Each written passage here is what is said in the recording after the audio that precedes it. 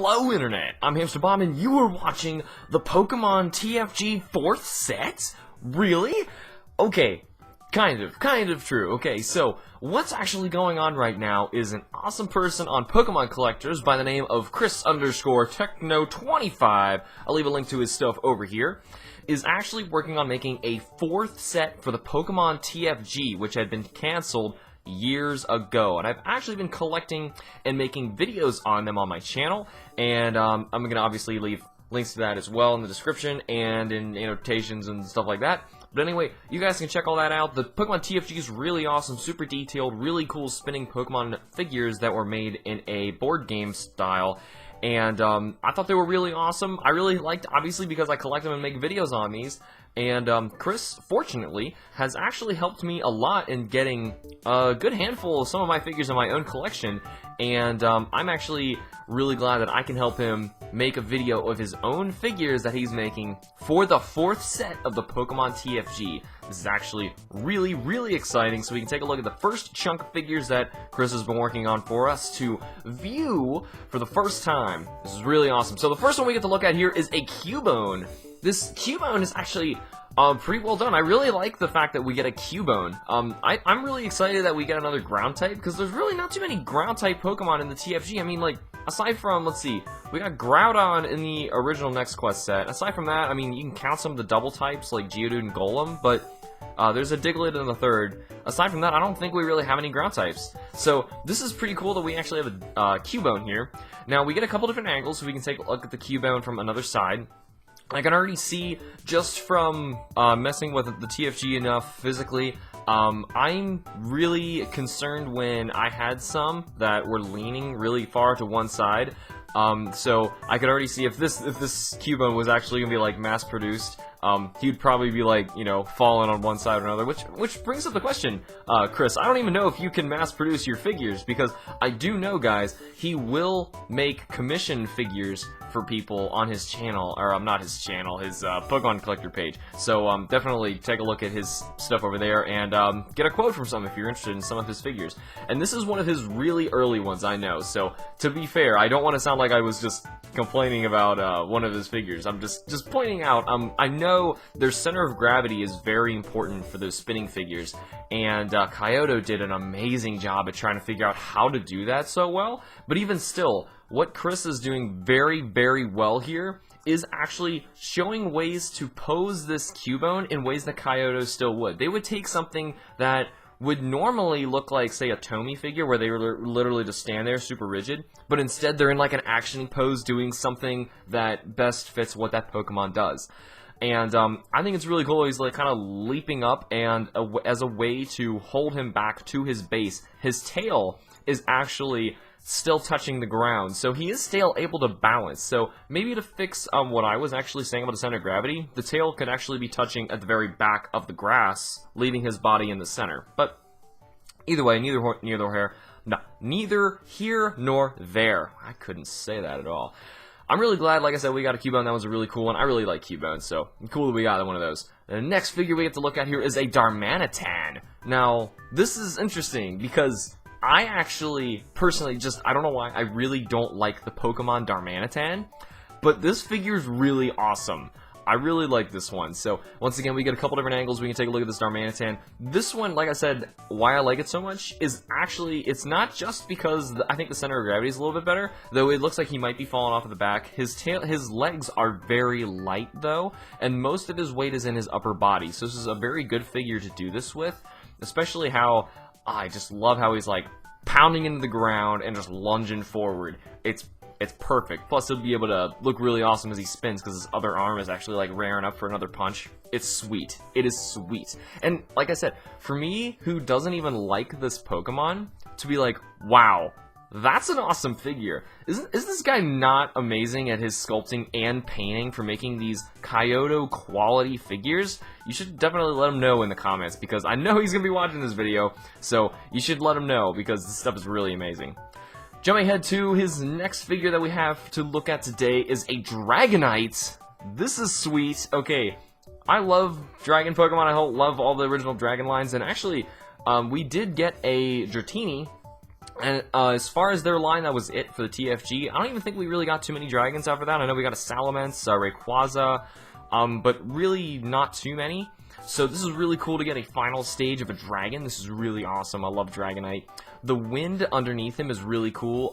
I do know that Chris for a while was working on trying to get some clear molding to work, and he probably would have used it if he had gotten those skills down by this point when he was doing the Dragonite. But I think this is another, once again, this is another early one. There's a lot of figures that he has fortunately been able to do for us to take a look at. So we're going to be able to back up a bit and, go through different series of videos looking at all these figures that he got to do for us. This is sweet. I believe we have another review of the Dragonite. Yes, we do. This one's even closer. This is really cool. So, like I said, he's like kind of flying over all of his, I guess clouds and stuff like that. It's really nice. I really like Dragonite. I don't know why. He's just one of my favorite Pokemon.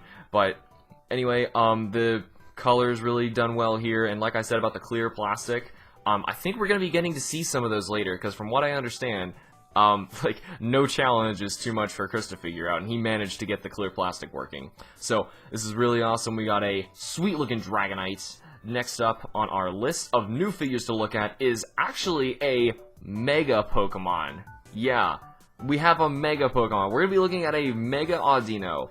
That is kind of crazy because, I mean, the TFG actually stopped in... I should have pointed this out for Diamantine too. It actually stopped in the 3rd generation. So all Pokemon 4th and up actually never even had the opportunity to show up, much less Mega Evolution Pokemon. So this is really crazy that we even have the opportunity to see one of these Pokemon on one of these bases.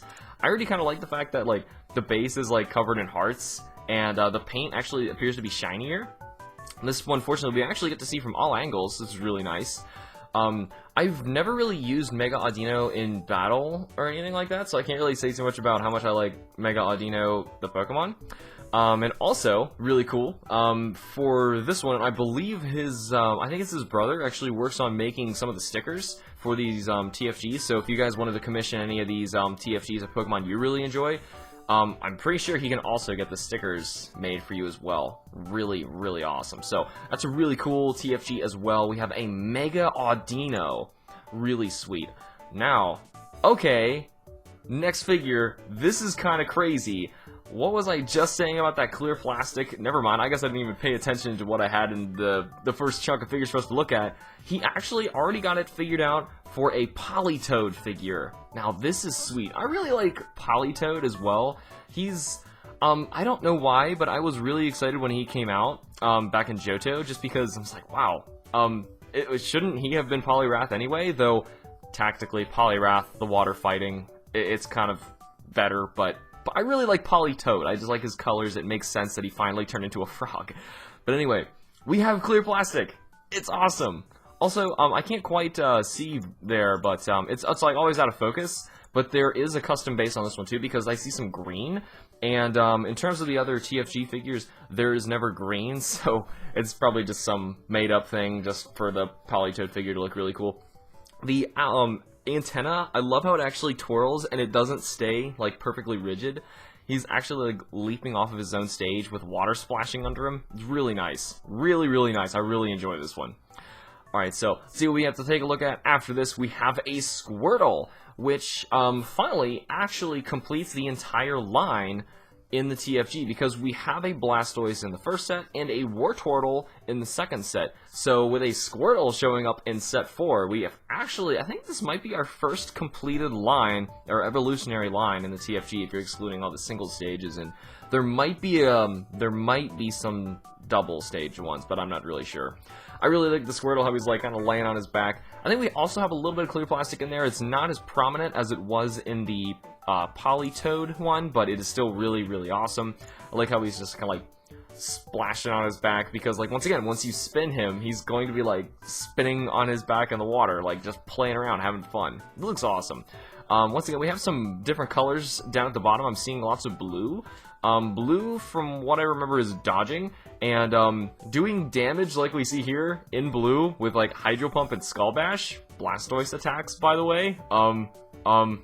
You done broke Pokemon. that would be like the ultimate, you know, because blue, I'm pretty sure when you spin, no, okay, the gold, the mysterious gold that we don't know what it is in set 3, would go over blue, we think. But blue, if we ignore that, blue is the highest color, so if you spun and land on blue, you already get to go.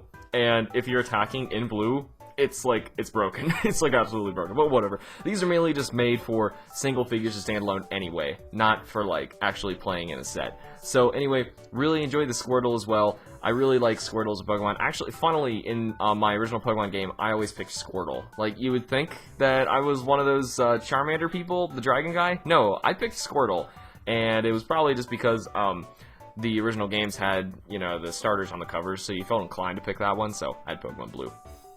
Anyway, the last Pokemon TFG figure that we get to be looking at today is a Typhlosion. Now, this is really cool. This one is actually a very recent one that he just finished right before letting me know that it was ready to make this video. And I really like this one. This one's really, really awesome. You can tell he's actually getting very, very good at what he's doing. And some of the earlier ones that we got to look at, like, say, Cubone, the level of detail is really starting to ramp up really high. Like, look at those teeth. Look at the tongue inside the mouth, his eyes. This is really, really crazy how good he's actually starting to make these figures. Like, it's really, really impressive. Honestly, it is.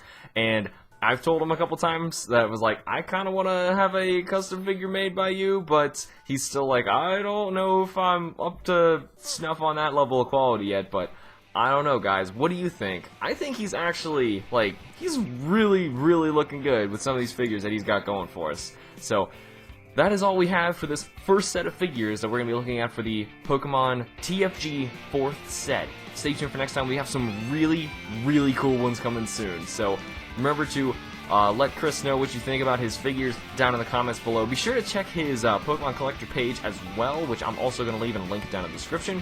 And be sure to like the videos and subscribe for more. And I will see you all in the next episode of Pokemon TFG.